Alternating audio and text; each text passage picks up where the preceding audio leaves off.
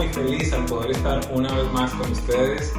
Quiero tomar un momento para darles las gracias por permitirme entrar hasta sus hogares en este tiempo tan especial, y para mí es un privilegio. Estoy aquí desde mi casa compartiendo la palabra de Dios, y en este día pues el Señor ha venido poniendo una palabra especial para compartir con ustedes, y espero que sea de esperanza, que les rete, que les confronte, que les inspire y que les traiga también un tiempo de paz y un tiempo en el que puedan creer para un futuro mejor. Esta semana el Espíritu Santo ponía una impresión en mi tiempo con Dios precisamente respecto a este tema, esta palabra tan mencionada en un momento como este, cuarentena. ¿Qué significa eso? Y al meditar en el tema de la cuarentena, recordé tantos momentos que la Biblia menciona en los cuales Dios llevó a ciertos hombres, a ciertos pueblos a periodos de 40 días, en algunos casos de 40 años. Así que en esencia lo que quiero es compartir con ustedes el día de hoy algunos pensamientos respecto a esos periodos. ¿Para qué los utilizó Dios y cómo los vamos a utilizar nosotros en un tiempo como este? Así que lo primero que necesitamos comprender es qué es una cuarentena. En esencia es un periodo de 40 días, pero en medicina es un término que se da para describir el aislamiento de personas o incluso animales durante un periodo no específico, como un método para evitar o limitar el riesgo de que se extienda una enfermedad. Así que eso es lo que nosotros estamos viviendo. Y quiero ir directamente a la palabra de Dios, y al estudiar estos periodos de 40 días o 40 años, fundamentalmente encontré 3 propósitos para los cuales Dios los utilizó. Así que mi anhelo en este día es compartirlos con ustedes y que podamos ver verdaderamente cómo nosotros podemos aplicar eso en nuestra vida en un tiempo como este que estamos viviendo. Y el primer punto, el primer propósito para lo que Dios utilizó estos periodos fue para traer un juicio sobre un pueblo o sobre la tierra por el pecado. Y yo sé que esta es una palabra fuerte porque muchas veces hablamos de la ira de Dios, del juicio de Dios, y por eso es muy importante, antes de empezar a estudiar este primer punto, traer una aclaración que para mí es vital. ¿Y por qué lo digo? Porque de alguna manera he tenido la sensación de que algunas personas han determinado o han concluido que este proceso que estamos viviendo es causado por Dios, como si Dios fuera el autor intelectual o inclusive material de este problema que nosotros estamos viviendo. Y para mí es un poco complejo llegar a una conclusión como esa, porque no sé si demuestra verdaderamente el carácter de Dios en un tiempo como este. Así que le explico. En el Antiguo Testamento, evidentemente, Dios utilizó estos periodos para traer un juicio sobre las naciones por la consecuencia de sus pecados. Pero, ¿qué sucede con usted y qué sucede conmigo? ¿Sabe algo? La ira de Dios fue resuelta en la cruz del Calvario sobre el cuerpo de Jesús para aquellos que hemos recibido a Jesús como Señor y como Salvador. Allí todo lo que estaba represado, la paga por el pecado, fue liquidada para siempre precisamente en la persona de Jesús. La pregunta es entonces, ¿el Dios del Antiguo Testamento es un Dios diferente al del Nuevo Testamento? ¿Será que el anterior era un Dios de ira, de poder, de alguna manera pudiéramos decir violento, y que destruye a toda la gente? Sin embargo, el del Nuevo Testamento es un Dios bonachón, un papá que no hace absolutamente nada. No, déjeme decirle que no es así. ¿Qué sucede? Que en el Nuevo Testamento, de nuevo le digo, para usted y para mí, para aquellos que hemos recibido a Jesús como Señor y Salvador, esa ira ya fue satisfecha, por llamarlo de alguna manera, con el sacrificio de su Hijo Jesús. Sin embargo, para aquellos que no han recibido a Jesús como Señor y Salvador, la ira de Dios se manifiesta de una manera diferente. Y quiero que me acompañe por un momento a leer en Romanos 1, del 18 al 24. ¿Qué dice la Biblia? Mire lo que dice la Nueva Traducción Viviente. Pero Dios muestra su ira desde el cielo contra todos los que son pecadores y perversos, que detienen la verdad con su perversión. Ellos conocen la verdad acerca de Dios porque Él se ha hecho evidente, pues desde la creación del mundo todos han visto los cielos y la tierra. Por medio de todo lo que Dios hizo, ellos pueden ver a simple vista las cualidades invisibles de Dios, su poder eterno, su naturaleza divina, así que no tienen ninguna excusa para no conocer a Dios. Verso 21.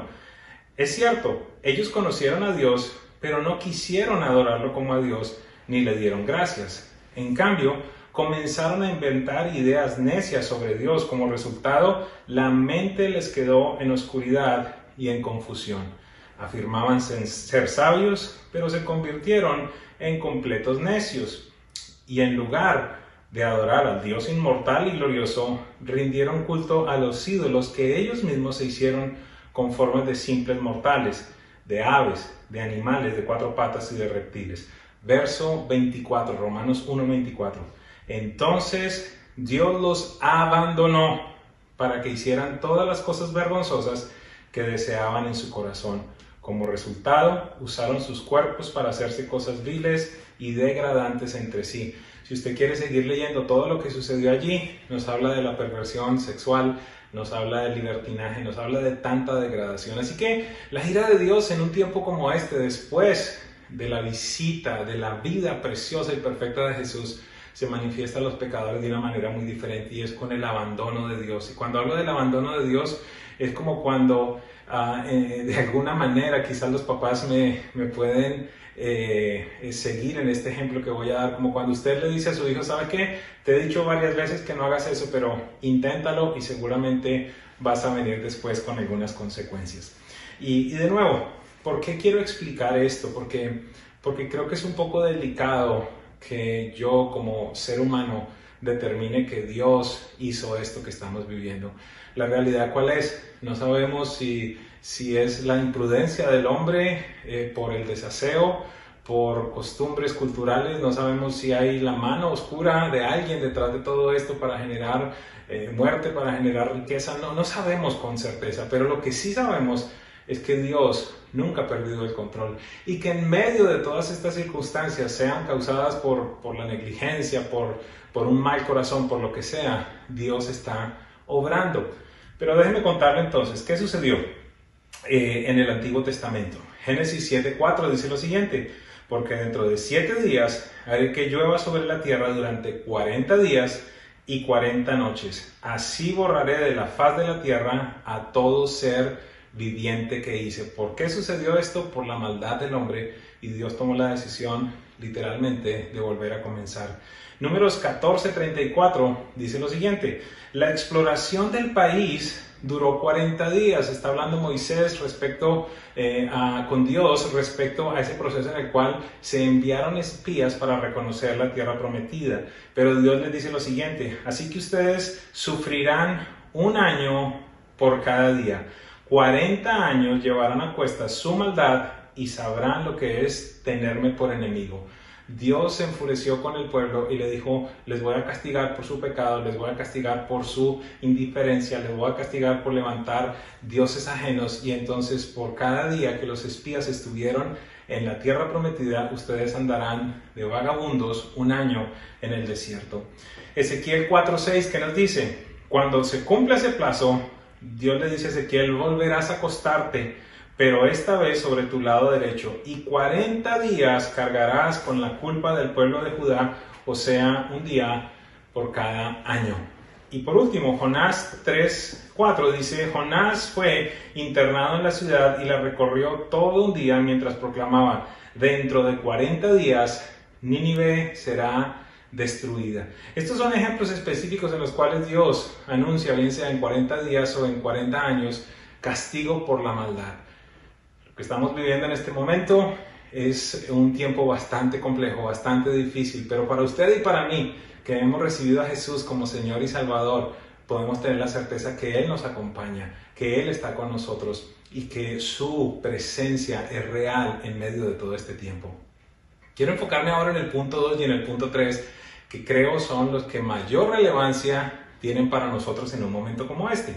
La segunda causa o el segundo propósito por el cual Dios llevó a su pueblo o a ciertos hombres en estos periodos de 40 días o 40 años fue para tener tiempos de intimidad con Él, para recibir instrucción que serviría para una nueva temporada. ¿Qué le parece? Yo pienso que esto tiene que ver mucho con nosotros. Tiempos de intimidad con Dios para recibir instrucción para una nueva temporada. Mire lo que pasó en Éxodo 34:28.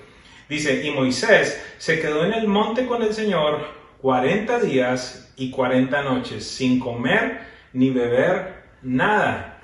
Allí, en las tablas, escribió los términos del pacto, es decir, los 10 mandamientos. El pueblo de Israel estaba a punto de entrar en un proceso totalmente nuevo, una temporada de libertad. Ya no eran esclavos y por esa razón Dios dice, Moisés, te quiero apartar, te quiero llevar a un tiempo cara a cara conmigo para darte las explicaciones, para darte lo que hay en mi corazón. Entonces allí se generan los 10 mandamientos. Primera de Reyes 19:8. Elías se levantó y comió y bebió. Una vez fortalecido por aquella comida, viajó 40 días y 40 noches hasta que llegó a Horeb, el monte de Dios. ¿Qué sucedió allí? Elías fue llevado en un tiempo de intimidad con Dios, lo renovó, lo restauró y después de eso le dio instrucciones específicas respecto a qué debería hacer en el futuro. Cómo establecer un hijo ministerial, qué era lo que tenía que hacer con los reyes, con los malvados, con los profetas nuevas que se iban a levantar en la tierra y qué tenía que hacer. Dios le llevó al monte para darle instrucciones específicas, recuerde, respecto al nuevo tiempo. Y esta cita me gusta muchísimo, Hechos 1:3, hay muchas personas que no lo han visto, pero mira lo que sucedió. Después de padecer la muerte, hablando de Jesús, se les presentó dándoles muchas pruebas convincentes de que estaba vivo. Y escuchen, durante 40 días se les apareció y les habló acerca del reino de Dios. Otra versión dice, y les dio instrucciones y les habló de todo lo concerniente respecto al reino de Dios. ¿Qué estamos entonces hablando aquí? Momentos en los cuales los discípulos tuvieron intimidad con Jesús y Él les dio instrucciones respecto a cómo establecer el reino de Dios. Les dio aún mayor información, pudiera decirle, les reveló los secretos del reino de Dios y cómo entonces ellos tendrían que llevar a cabo la misión que Él les había dado. ¿Cuál es mi invitación entonces? Utiliza este tiempo para recibir instrucción de Dios para la nueva temporada. Créeme, algo tiene que cambiar en nosotros. No vamos a ser los mismos después de salir de este tiempo. La pregunta entonces es, ¿y qué si vamos a hablar con Dios y le preguntamos qué es lo que nos quieres decir? ¿Y qué tal si llegamos a una conclusión, por ejemplo, de qué va a ser diferente en nuestras vidas después de este tiempo? ¿Qué tiene que cambiar? ¿Qué se tiene que alterar? ¿Cómo este proceso que vivimos va a afectar nuestras prioridades? ¿Qué cosas vas a hacer diferente con tu familia? ¿Qué cambia en tu relación con Dios? ¿Qué cambia en el servicio al reino? Toma las decisiones, por favor, y que no se te olviden. Estoy seguro que en algún instante tú has tenido o has sentido el temor de estar contagiado o de estar expuesto o quizás de llegar a estarlo. Y es imposible no pensar que no vienen a nuestra mente pensamientos de muerte. ¿Y qué va a pasar con mi familia? ¿Y qué va a pasar con mis hijos? Cuando escuchas que un bebé de 6 días murió y que murió alguien de 20 años y que murió alguien de 15 años y que murió alguien de 35 años y ya te das cuenta que no tan solo son los ancianos, sino que básicamente toda la gente está siendo tocada por esto, es imposible que no tengamos momentos de meditación, momentos de confrontación.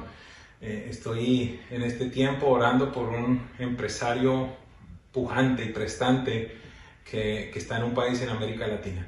Un muchacho literalmente lleno de vida, no creo que ni llegue a los 40 años, con mucho dinero, con muchas ideas, tanto dinero y tantas ideas que estaba de vacaciones a pesar de su edad y de la situación que estaba pasando. Se fue de vacaciones a Europa, regresó a su país de origen y entonces se encuentra ahora en estado de coma, dependiendo de un ventilador. Este es un instante en el que el dinero no te sirve de nada. Este es un instante en el que tu apellido no te sirve de nada. Este es un momento en el que nada sirve de nada. ¿Por qué qué? Porque la realidad, ¿cuál es? Que en cualquier instante pueden suceder una cosa que cambia nuestro futuro. La pregunta entonces, para no ser dramático, es ¿cómo nosotros vamos a sacar provecho de esto? ¿Sabes algo? Moisés no fue el mismo. Elías no fue el mismo. Evidentemente los discípulos no fueron los mismos después de estos 40 días de tiempo de intimidad con Dios. Yo sé que estamos cargados de cosas. Yo mismo me encuentro algunos días terminando a las 10 de la noche de tantas cosas que hay que hacer. Hay reuniones, hay información del gobierno, hay tanto por hacer. Pero no podemos descuidar lo más importante y sobre todas las cosas. Después de esto, ¿cómo será? ¿Por qué no tomas un tiempo y empiezas a reevaluar una vez más las prioridades de tu vida, tu relación con Dios, tu servicio al reino de Dios, tu dar al reino de Dios, tu vida familiar? ¿Vale la pena verdaderamente tantas y tantas cosas que estábamos haciendo? ¿O será que nos tornamos y nos convertimos gente de familia y gente con una conciencia espiritual mayor? Por último, el punto número 3, en esos 40 días también los utilizó Dios para que las personas tuvieran grandes desafíos. Escúcheme con mucha atención. Fueron tiempos donde se presentaron grandes desafíos que presidieron grandes victorias. Es decir, antes de grandes victorias vinieron tiempos de 40 días de grandes desafíos. Números 13:25 dice lo siguiente: al cabo de 40 días, los 12 hombres regresaron a explorar aquella tierra. ¿De qué estoy hablando aquí? Los espías fueron enviados a la tierra prometida para que conocieran, para que vieran qué tesoros habían allí, para que vieran si de alguna manera era real todas las promesas de Dios, para que vieran cómo eran los frutos, cómo eran los enemigos. Y después de eso, ese tiempo de reto, porque algunos de ellos dijeron, nos veíamos simplemente como unos insectos al lado de esta gente, no vamos a poder hacerlo, no los vamos a poder conquistar, nos van a matar. Sin embargo, hubo personas, Josué y Caleb, que tuvieron una perspectiva totalmente diferente. Dijeron, sí es cierto, son grandes, son difíciles, son reales, pero tenemos una promesa de Dios, vamos a conquistar la tierra prometida. Ese reto fue antes de una gran victoria. Primera de Samuel 17:16 nos habla de una de las historias más famosas. ¿Cuál? Mire lo que dice allí, esta historia de David y Goliat. El filisteo, Goliat, salía mañana y tarde a desafiar a los israelitas, y así lo estuvo haciendo durante 40 días. Los trataba de lo peor, les decía que ellos eran unos insignificantes al lado de él, que le mandaran a alguien si se atrevían verdaderamente a desafiarlo. Todo el ejército estaba amedrentado, pero hubo un hombre, David, que tuvo una conciencia diferente. Dijo, ¿quién es este hombre que no está en pacto con Dios? ¿Cómo se atreve a desafiar al ejército de Dios? Y allí entonces él salió diligente a enfrentar a este gigante, y ya sabemos el final de la historia, muchos de nosotros. Lo mató, y entonces el pueblo de Israel pudo conquistar a ese pueblo filisteo.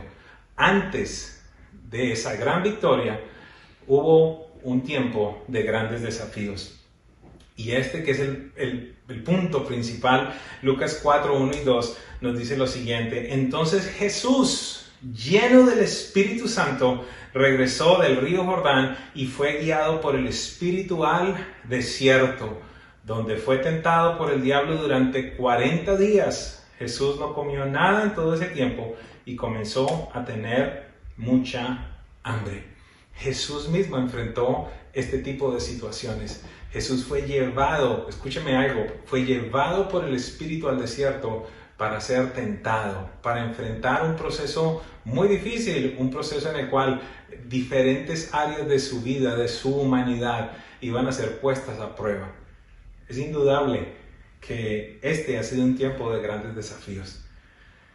Hemos tenido que enfrentar el temor, muchos de nosotros, la ansiedad, la depresión, la angustia, la escasez. No es sencillo cuando en determinado momento usted ve cómo están los anaqueles de los almacenes, o cuando quizás usted puede ver que el dinero le va bajando. ¿Qué va a suceder? ¿Será que no voy a tener para alimentar a mi familia? ¿Será que no voy a poder pagar la renta? Hemos enfrentado este tipo de momentos. Algunos hemos experimentado la soledad y el encierro, el hecho de no poder movernos como antes lo hacíamos. Sin embargo, quiero anunciarle algo. Antes de salir de esta temporada, como Jesús salió de la temporada en el desierto, antes de eso nosotros necesitamos comprender que ya está garantizada nuestra victoria. Mire esto, mire cómo salió Jesús de ese momento de prueba, de ese momento de soledad, de desierto, de hambre, de tentación. Mire cómo salió él. Lucas 4:14 dice, Jesús regresó a Galilea en el poder del Espíritu y se extendió su fama por toda aquella región. Quiero decirte algo, si tomas el tiempo, este tiempo de la manera correcta, si buscas de Dios, si pides su instrucción, si tomas las decisiones para regresar correctamente a ese mundo que nos espera allá afuera, y cómo es regresar correctamente, regresar en el poder del Espíritu para llevar a cabo la obra que Dios nos ha puesto para que cada uno de nosotros completemos. Todos hemos tenido la oportunidad de hacer voy a ponerlo en estos términos, de hacerle un reset a nuestra vida.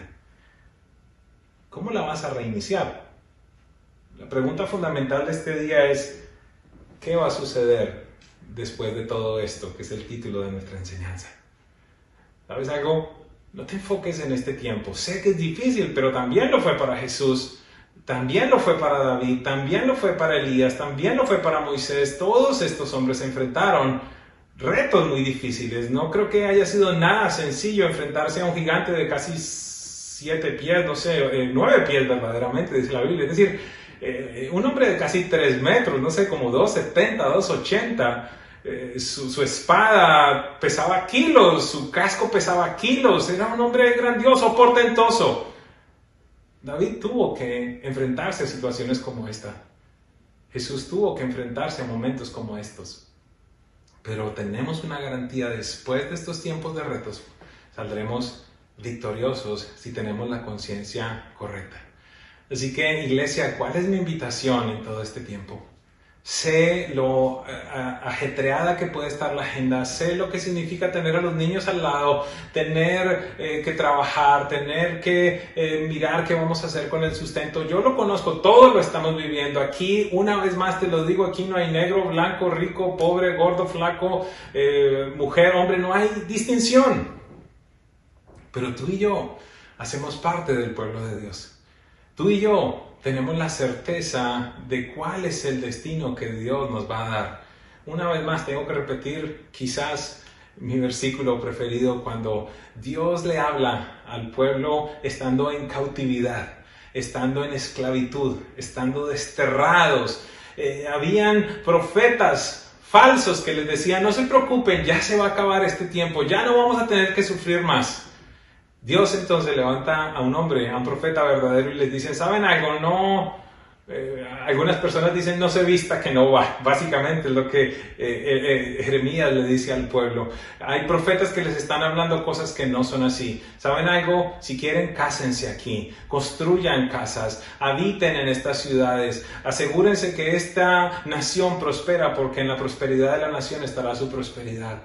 Y aún continúa siendo mucho más difícil ese capítulo de la Biblia, porque vienen palabras en las cuales les dice, ustedes van a estar esclavos, sus hijos van a estar esclavos, pero en la mitad de todo eso Dios anuncia algo espectacular y Él dice, yo sé los pensamientos. Otra versión dice, yo sé los planes que tengo para ustedes, planes de bendición y no de calamidad, para darles un futuro y una esperanza. Y a continuación dice, si ustedes me buscan y me buscan de todo corazón, ustedes me encontrarán. Una versión dice, yo me dejaré encontrar por ustedes. Amados, estamos ante una oportunidad impresionante. Es como si Dios verdaderamente, literalmente, nos hubiera permitido volver a nacer. Todo cambió. Nada va a ser igual. ¿Qué vamos a ajustar? ¿Cómo será todo después? Mi invitación entonces es a que busques de Dios con diligencia, es a que escuches su preciosa voz, es a que apuntes sus instrucciones, para que entonces el día en el que todo regrese a la normalidad podamos cumplir con los anhelos que el Padre Celestial tiene para nosotros. quiero dirigirme por un momento a aquellas personas que quizás nos están escuchando o viendo por primera vez. Y es factible que tú no hayas establecido hasta este momento una relación con Jesús como tu Señor y como tu Salvador.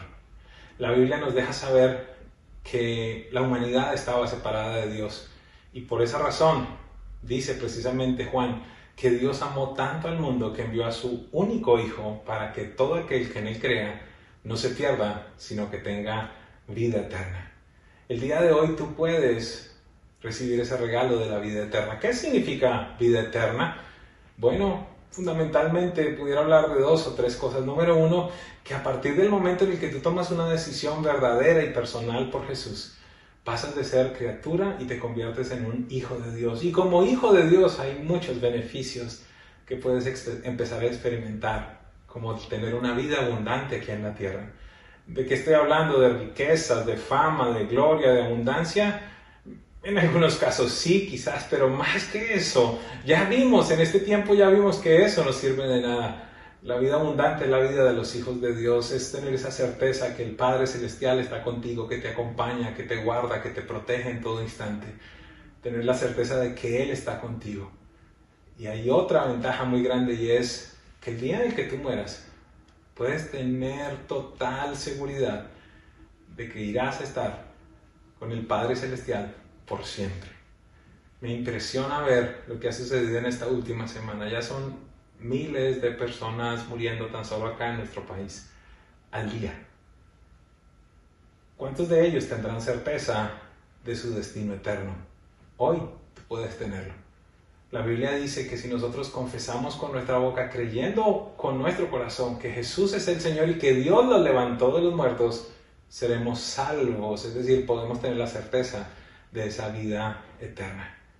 Adicionalmente, la Biblia también nos dice que nosotros podemos ser salvos, de nuevo, tener esta certeza de la vida eterna y que ese es un regalo de Dios, que no tiene que ver con lo que tú hagas o con lo que yo haga, sino con lo que Jesús hizo en la cruz de Calvario. Así que si estás en este día, allí conectado con nosotros y quieres tomar esta decisión, no te estoy invitando a cambiar de religión, te estoy invitando a que empieces a partir de este momento una relación personal con Dios. No te preocupes, Él empezará a darte las instrucciones, a hablarte. Cuando abras la Biblia, Él te empezará a hablar de una manera especial. Pero si tú deseas tomar esa decisión en este día, puedes hacerlo tan solo repitiendo una oración, teniendo fe y teniendo la certeza de que esta oración está siendo escuchada por Dios. Y si quieres hacerlo en este día, te pediría que me permitas dirigirte. Repite después de mí.